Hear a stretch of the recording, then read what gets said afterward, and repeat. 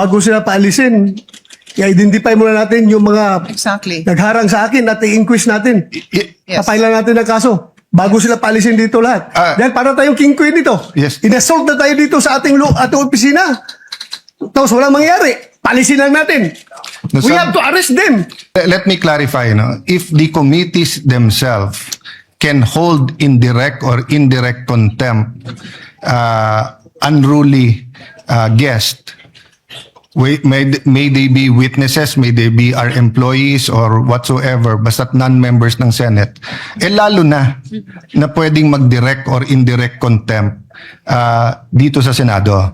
But we are dealing with two separate things, whether what they did was contemptuous, and then secondly, whether there was a criminal offense committed within our premises in front of our faces that gives us the right for an arrest and ask the DOJ for an inquest. That is why I think the Sergeant at Arms took our instructions a while ago not only to view the video but to conduct an immediate investigation. Maybe we can have a 2-minute suspension and consult with the Sergeant of Arms kung nasaan na yung investigation nila before we ask anyone to leave the Senate. Tama si Senator Bato at Senator Pia. Baka palisin natin pero baka naman sila yung dapat arestuhin. No? So we'll suspend for 1 minute.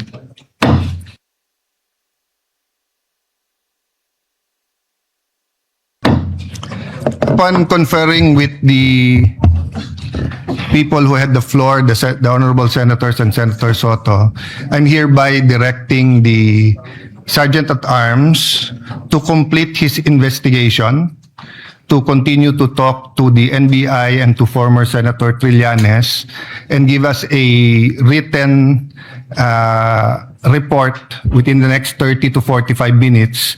For the information, the initial report of the Sergeant of Arms is that the NBI is claiming that they are here to arrest Senator Bato, but they do not have an arrest warrant. Okay, that is why it is critical that either the Sergeant at Arms or the report or a written report, no? So, but he will complete his report by talking to them now. Senator Jinggoy. Mr. President, do you mean to tell me that I'm concerned and disturbed by what happened to our colleague, Senator Bato de la Rosa, while he was entering this August chamber? And when he entered this August chamber, according to him, he was wrestled by some members of the National Bureau of Investigation. How can we allow other people to wrestle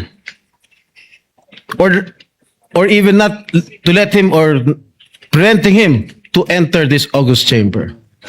Ano ang ginagawa ng Sergeant at Arms? Bakit nila pinapayagan ito na gawin ito sa isang senador? Isang halal na senador?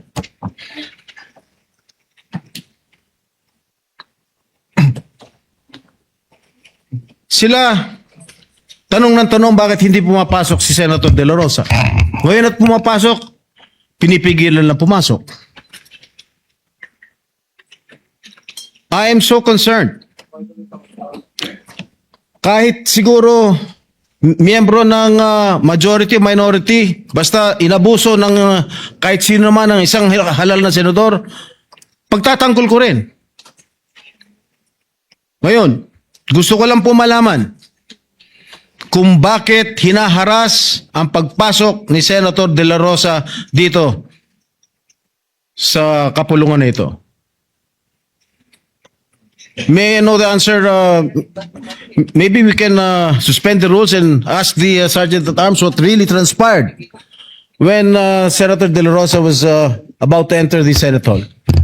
Mr. President, dear colleagues, I requested the Sergeant at Arms when we were on break before you elected this representation to review the footage of the CCTV. Has it been reviewed? Yeah. So since it has been reviewed, will you be ready to answer what happened? Factually lang.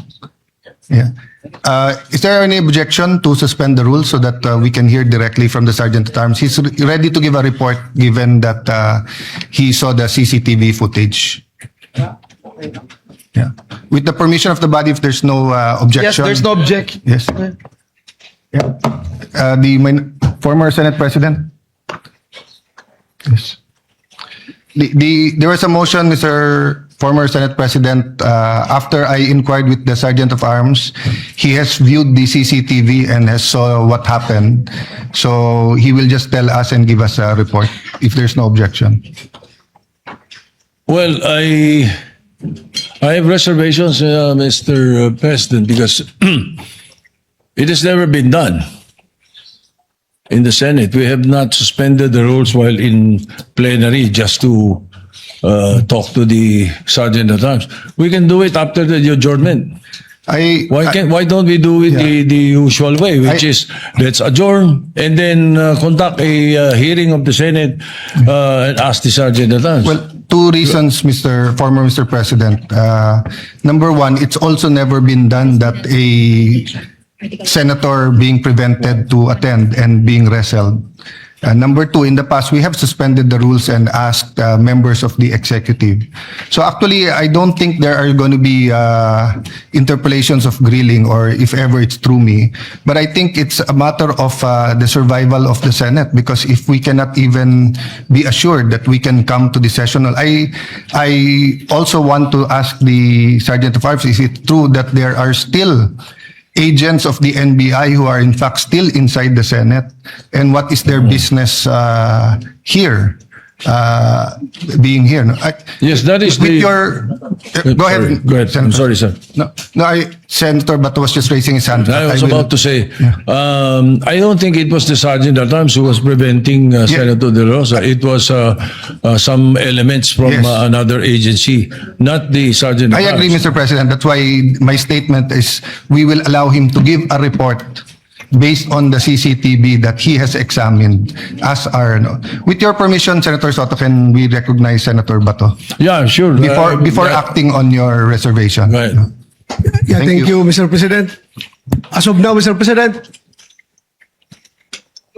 Antonio Trillanes and some NBI operatives are still at the library, Mr. President. May I move that the Sergeant at Arms remove these people from the vicinity of the Senate? Mr. President, dear colleagues, Senator Trillanes, as a former member of the Senate, is welcome in the Senate and will of course be given due courtesy unless he has He is part of the harassment, unless Mr. he is President. part of the harassment. So Kasama niya. You gave me that answer. Siya ang nagawa sa Yes. NBI na harangin ako dito. So Bakit natin hayaan siya nandito siya? yes, with that clarification, is there any objection that we ask we will ask the NBI to leave except for the person or people who assaulted you, because in my view, our legal should bring them for inquest because they were caught flagrante delicto assaulting a senator in our premises. Yung nag-assault to sa'yo, hindi dapat pakawalan. Dapat dalin sa for inquest. No? Yung kung walang kilalaman na nandito at wala silang official business dito, may motion ang Senator Bato na paalisin sila sa Senate. Is there any objection? Mr. President. Yes, Mr. President, that Senator is, Soto first. I have no objection to the motion of Senator De La Rosa. As a matter of fact, I will probably support his motion, but parliamentary rules dictate that we settle first the Yes, previous yes, motion. yes, There is a yes. pending motion. Kaya Yes. hindi pwedeng patungan ng lesser Yes. motion. Thank No? you So for that let's reminder. resolve first the motion of Senator Jingo Estrada unless he wants to withdraw the motion. with Senator Pia Cayetano, is it on the same topic or a different topic? It's a continuation of the removal of the person. So I can wait until Yes, this let's motion is act resolved. first on that. Senator Estrada, may I ask if you can withdraw because I think mas urgent na umalis na muna yung mga NBI. Then we can have a short huddle with the Sergeant at Arms whether we will ask him to report here officially. Mr. President, Yes. if I may, Yes. sana bago sila paalisin, i-identify muna natin yung mga Exactly. nagharang sa akin at i-inquest natin.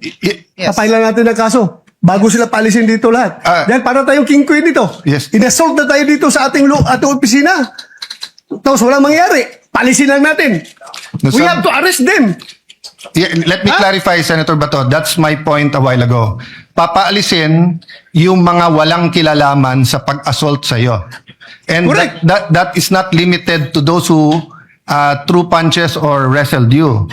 Meaning, if they are in conspiracy together in trying to prevent you from attending the I session, am sure Trillanes is involved, Mr. President. then Andyan siya eh. then Kasama sila. my suggestion is to consult with the legal and to bring them for inquest. No, but before that, I will follow the suggestion of Senator Soto. Can we first dispose or withdraw muna? Mr. President, I withdraw my previous motion. So since the motion is withdrawn, Senator Pia. Yes. I think this is what the Senate President had in mind in any case. Let me just put on record, I think Senator Bato will also welcome this. Before removing anyone who is not involved, we have to determine who is involved and who is not involved. Obviously, I think that's quite obvious. But to be clear with the instructions of the Senate President, everybody here should be dealt with because they are here for a reason. We need to hear from them. They should give their testimony kung bakit sila nandito, sino ang nagpapunta sa kanila dito, ano ang instructions sa kanila, kahit tumayo lang sila dito, we want to know, why are they here? So, just to be clear, I'm pretty sure that is what the Senate President meant, but perhaps we can instruct our legal team very carefully bago pa alisin. Pati yung identification nila, yung official identification nila, baka may mag-missing in action dyan. We just want to be clear that everyone who had, who even witnessed, even if they were just a witness, we would want to have access to them, Mr. President. Thank you. Let me clarify. No? If the committees themselves can hold in direct or indirect contempt unruly guest, may they be witnesses, may they be our employees or whatsoever, basta't non-members ng Senate, lalo na pwedeng mag-direct or indirect contempt dito sa Senado. But we are dealing with two separate things, whether what they did was contemptuous, and then secondly, whether there was a criminal offense committed within our premises in front of our faces that gives us the right for an arrest and ask the DOJ for an inquest. That is why I think the Sergeant at Arms took our instructions a while ago not only to view the video but to conduct an immediate investigation. Maybe we can have a 2-minute suspension and consult with the Sergeant of Arms kung nasaan na yung investigation nila before we ask anyone to leave the Senate. Tama si Senator Bato at Senator Pia. Baka palisin natin pero baka naman sila yung dapat arestuhin. No? So we'll suspend for 1 minute.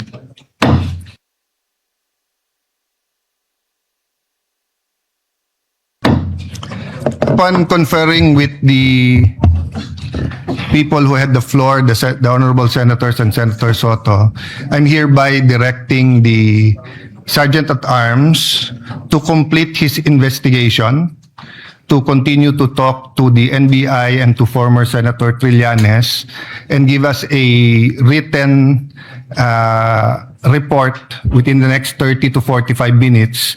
For the information, the initial report of the Sergeant of Arms is that the NBI is claiming that they're here to arrest Senator Bato, but they do not have an arrest warrant. Okay, that is why it is critical that either the Sergeant at Arms or the report or a written report. No? So, but he will complete his report by talking to them now Senator Jinggoy. Mr. President, do you mean to tell me that the NBI were here to arrest Senator De La Rosa without the benefit of any warrant of arrest? Yes. So far, I do not want to talk in a partial investigation, but so far there is no information that the NBI informed the Senate, which by tradition, no law enforcement agency has ever come to the Senate in secret to effect an arrest. Usually they have an arrest warrant and they coordinate with the office of the Senate President, and the Senate President calls a caucus to get the details. No? But if Mr. there's no President. objection, I will recognize Senator Soto, but if there's no objection, I will just direct and allow the Sergeant of Arms to conduct the investigation. Is that okay? Mr. President, may I suggest that we just follow your instructions and then go into a suspension, so that because of some vital information that Yes. we're discussing, which might be detrimental to Prejudicial. the records of the Senate later on. Yes. So that was the in the meantime- initial verbal report of the Sergeant at Arms, but let us wait for the official full-length report that we're giving him 20, 30, 40 minutes to finish. But please do that, General, so that we will know our actions. In the meantime, they are not allowed to leave the Senate. No? Senator Marcoleta. Mr. President, what happened to Senator Bato this afternoon does not only concern him. Most importantly, this concerns the very institution where he belongs. It is not only a disrespect to an incumbent and sitting senator of the Republic, but this is an act ridiculing this institution. Hindi po simpleng bagay yun, Mr. President.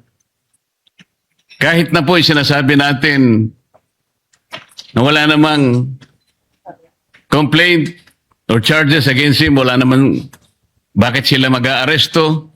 That's another point, Mr. Speaker. Yun lamang po napigilan siya, na pumasok siya para gampanan ang tungkulin niya. They already violated at least Article 145 of the Revised Penal Code. Marami po ang implication nito, Mr. President. Kamakailan lang, kagaya po ng alam ninyo, naipasa po natin ang Senate Resolution number 44, which was adopted on March 17, 2026. Dito po sa resolution na ito, Mr. President, dahil ito'y kamakailan lang, alam po natin na ang sense po ng Senate ay na-express sa pamagitan ng mga sumusunod. Una, due process and rule of law must be upheld in any surrender or extradition. Kasi po, nangangamba tayo na isusunod na naman si Senator Bato sa ginawa nila sa dating Pangulo. Filipinos not formally charged or convicted have the right to due process and will be guaranteed reasonable time and opportunity to seek redress from the courts and avail of any legal remedies available to them before any transfer to foreign or international authorities. Ito pa po yung isa. Sa sense ng Resolution number 44, while not legally binding, the resolution reflects the Senate's position against extrajudicial rendition and may be invoked to resist any attempt to arrest or surrender a sitting senator without due process. Ito po'y in-adapt natin, Mr. President. And there is a relevant precedent.